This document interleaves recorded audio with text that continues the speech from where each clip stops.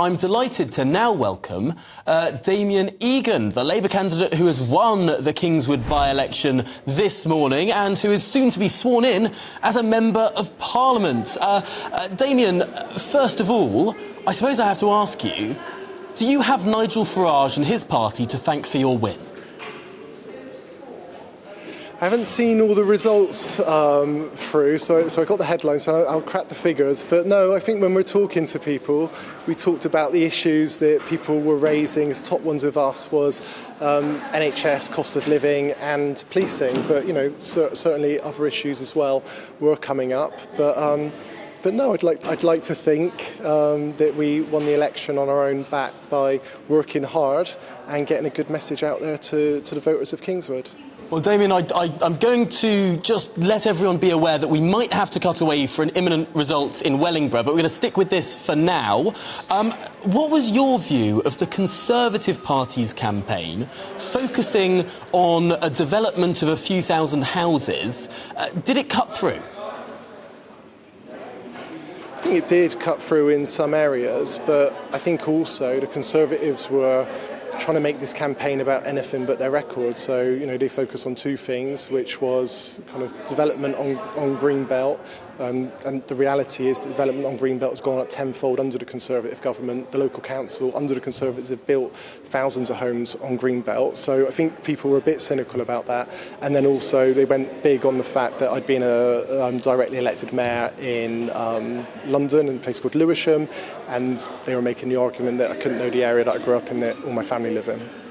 Do you think that we focus too much about where people come from in this country? Do you think that politics, to some extent, loses out on good candidates because of an excessive focus on localism?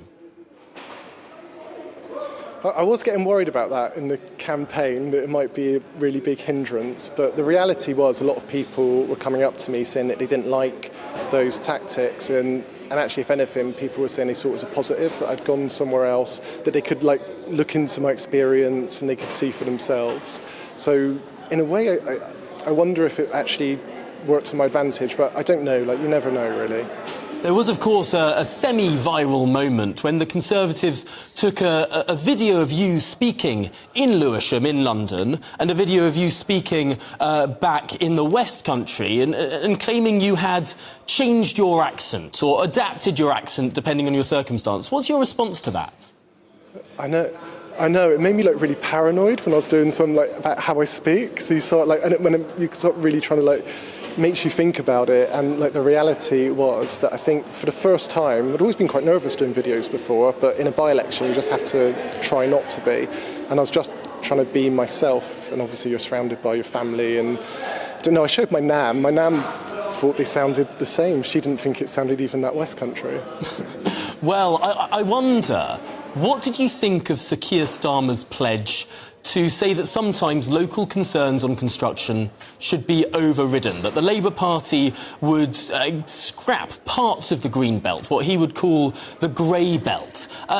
Do you agree with him on that pledge, and do the people of Kingswood mind? I think when I spoke to people, overwhelmingly it was about balance and proportion. Nobody wants to see the green belt all built over. Of course they don't. We don't want to lose all our countryside. We also don't want to lose what keeps areas like Kingswood special.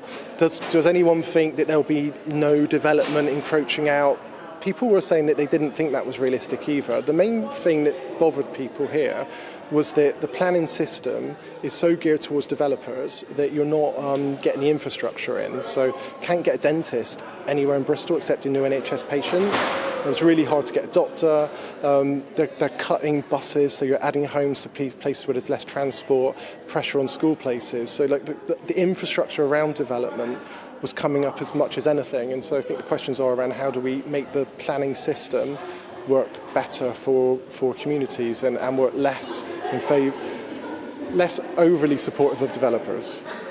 Damien Egan, congratulations on your victory, and thank you very much for joining us here on GB News' special live results programme. Thank you very much.